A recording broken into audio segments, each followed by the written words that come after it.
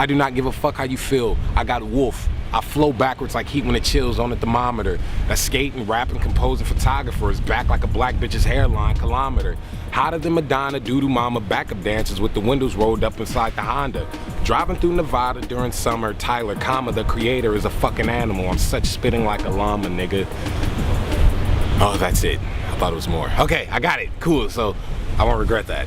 I've always wanted to do a video about Tyler, the Creator, and since my favorite song by Tyler, the Creator is probably November, I thought this was as good a month as any to give it a shot. Tyler has just come to the end of an unprecedented decade of artistry. If you count Bastard as an album, which you probably should, Tyler has released one studio album every 2 years since 2009. He's received a Grammy, he had a TV show, he composed the music for The Grinch, he's worked with Frank Ocean, Pusha T, Kanye West, and he is 29 years old. It's upsetting, I know. Each of those albums is crazy different from one another, so whether or not you enjoy his whole discography, you can appreciate that he's never really done the same thing twice. Tyler is consistent when it comes to deadlines, but his style and approach is very inconsistent. Tyler's style often rubs off on other artists too, like remember early on when The Game asked Tyler to feature on his song just so he could blatantly jack Tyler's whole style? But Tyler just sheds his skin every 2 years like a reptile, so it didn't even matter. By the time other artists figure out how to copy what Tyler is doing, Tyler has already evolved into the next stage of his evolution. Tyler has always been determined to master the art of music. Even in his early days with Odd Future, he was unabashedly the leader. Tyler is a swagged out musical protege. He would succeed no matter what. But I also think what makes Tyler so incredible as a solo artist is his ability to collaborate with others. Even though Tyler named his most recent album Igor, I've always thought of Tyler as more of a Doctor Frankenstein. So Doctor Frankenstein builds a person out of pieces from other people. What was supposed to be human ends up becoming a powerful monster. This idea of reassembling something and making it stronger has become a trope. It's the $6 Million Man, it's the Megazorgs from Power Rangers, and the way Tyler has approached his career is the way a mad scientist creates life. Tyler has a way of featuring artists on his work that feels like osmosis. Styles that would normally clash seem to seamlessly fit into Tyler's world. He also has his consistent roster of friends who appear at least once on every single album, almost becoming Tyler's new unofficial Odd Future. Tyler has such a high-functioning appreciation for music that once he's a huge fan of an artist and is able to collaborate with them, it seems to unlock this new part of Tyler's brain and his music is forever changed. Tyler is trying to create the perfect person. He's creating it with his own vision and style, and he's creating it with parts of his favorite people.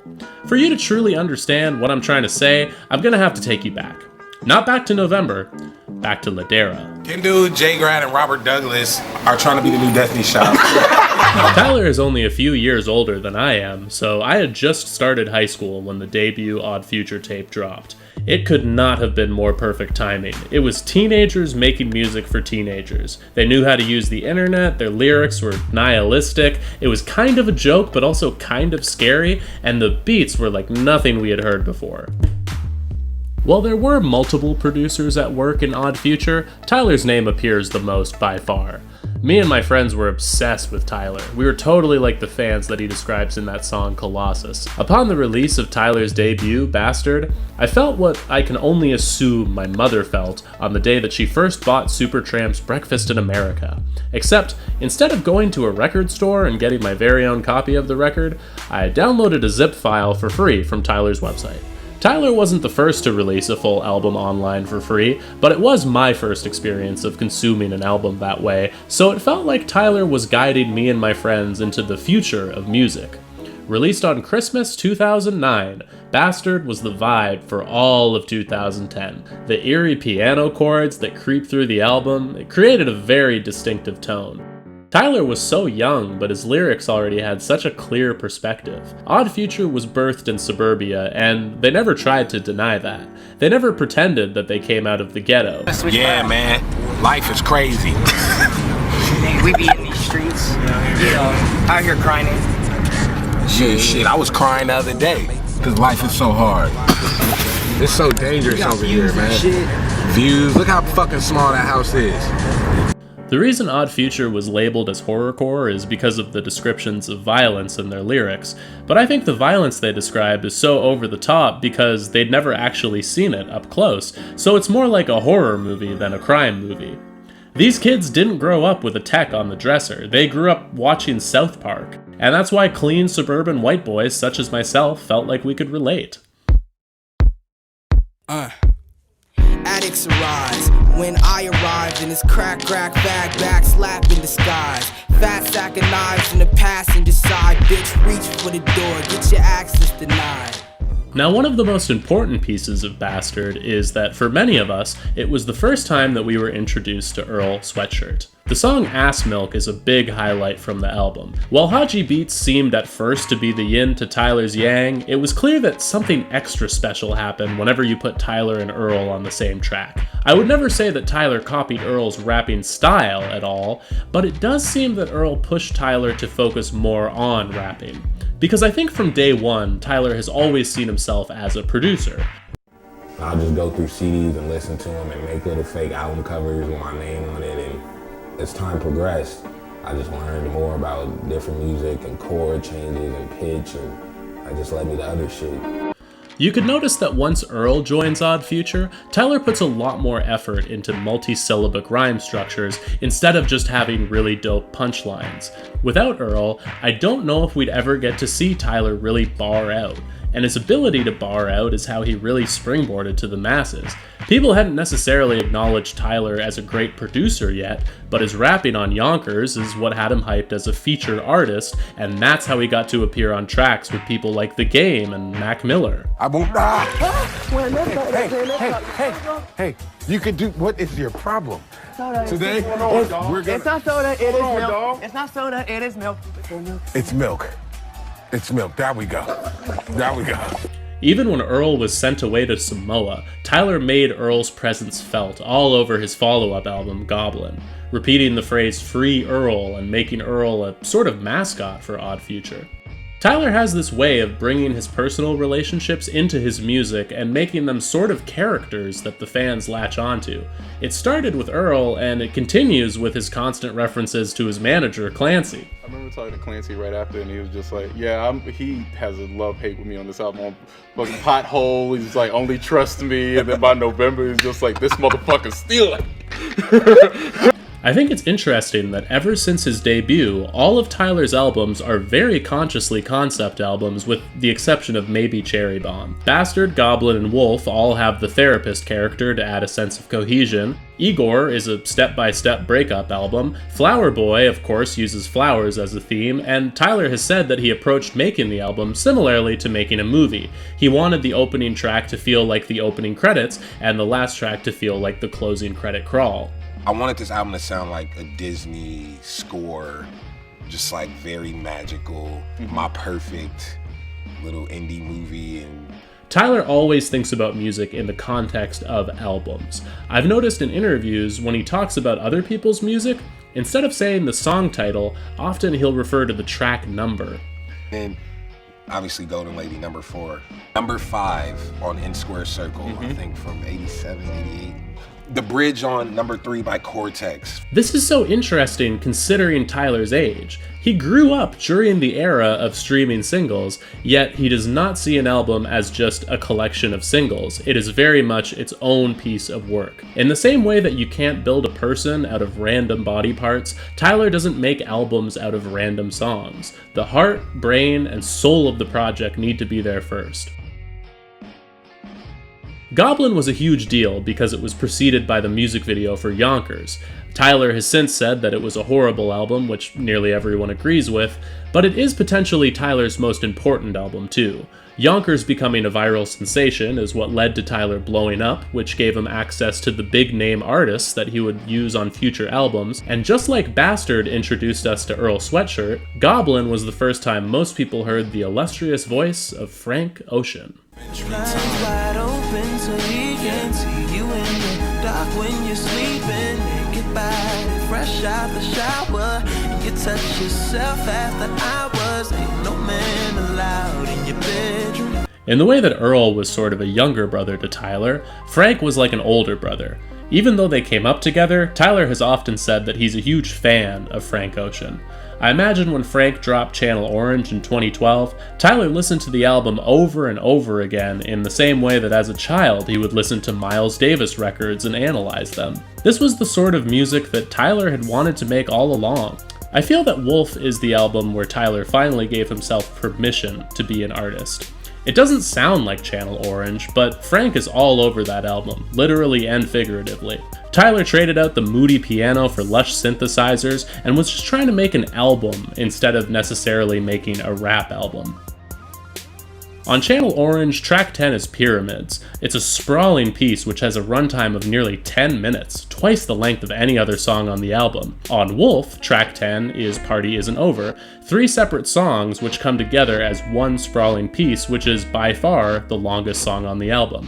These songs don't sound alike, but Frank putting a lengthy experimental track in the center of an album full of more accessible songs is a technique that Tyler took note of. You put old people say you put the medicine in like the candy or the applesauce or whatever. So Tyler is not trying to be Frank Ocean. He knows he's not Frank Ocean. That's why Frank makes so many appearances across Tyler's discography. It's odd for some people to think of Tyler as a collaborator because his charisma naturally makes him the center of attention. But while most artists become more self-obsessed as they reach more success, Tyler consciously has backed further and further away from the limelight. He's still that same kid from Ladera who's just obsessed with making the perfect album. And he understands that no one person can make a perfect album on their own. Most of the songs on Flower Boy were written with different artists in mind. I Ain't Got Time was written for Kanye West, Glitter was written for Justin Bieber, Earthquake was also written for Justin Bieber. Justin, pick up your goddamn phone!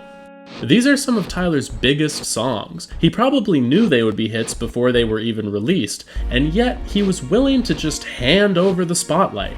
Why? Because it served the song. And Jaden, I was like, when I wrote the hook, I was like, oh my God, Jaden's voice would be perfect for the tone of this instrument. Yeah.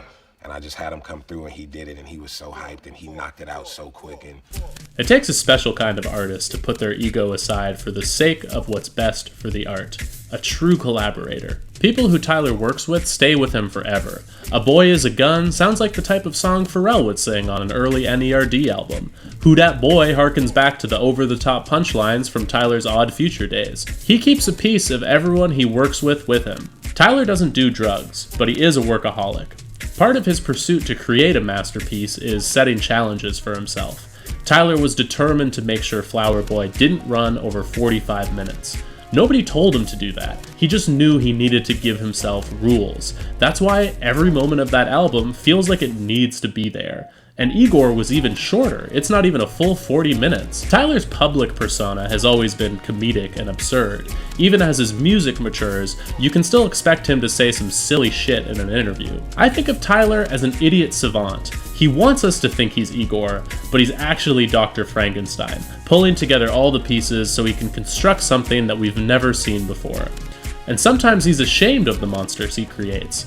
Tyler has been very outspoken about how much he hates the album Goblin, but Tyler also learns from all of his mistakes. A huge issue with Goblin was that it was way too long, and every album Tyler has released since has had a shorter runtime than the last. The reason Tyler keeps growing as an artist is because he intentionally challenges himself, and he also truly appreciates the talent of people he works with. He understands his own limitations. He knows there are better singers than him. He knows there are better rappers than him. But Tyler also knows that he has this unique, objective way of listening to music where he can see all of the parts and piece them together. Each of his albums create these conceptual worlds that have Tyler's friends pop up in guest spots like reoccurring characters. And he's also totally fine with just producing someone else's track and not even hopping on to spit a verse. He just wants the world to have more good music. My favorite part is the breakdown in the middle. that bridge is So- insane. so good.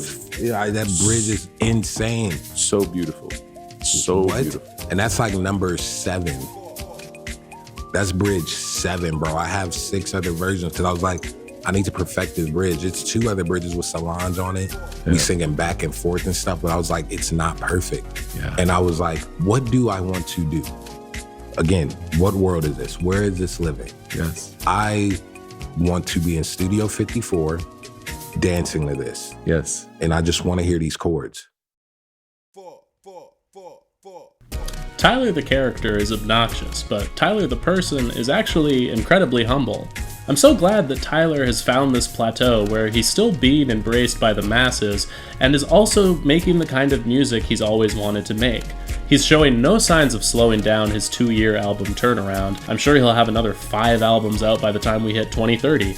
And when he's working in the lab, I'm sure he'll make some monsters that turn on him, because Tyler takes risks. He puts out rap albums that don't really have any rapping on them. He doesn't care what you want, but he knows exactly what he wants, and because he's a name we trust, he makes us like things that we didn't think we liked. He's launched so many other artists' careers off of his own and inspired the next generation coming up. He is a creative vortex, and we should be both honored and terrified that he even exists. Tyler, we love you. Yo, no homo. I'm not gay.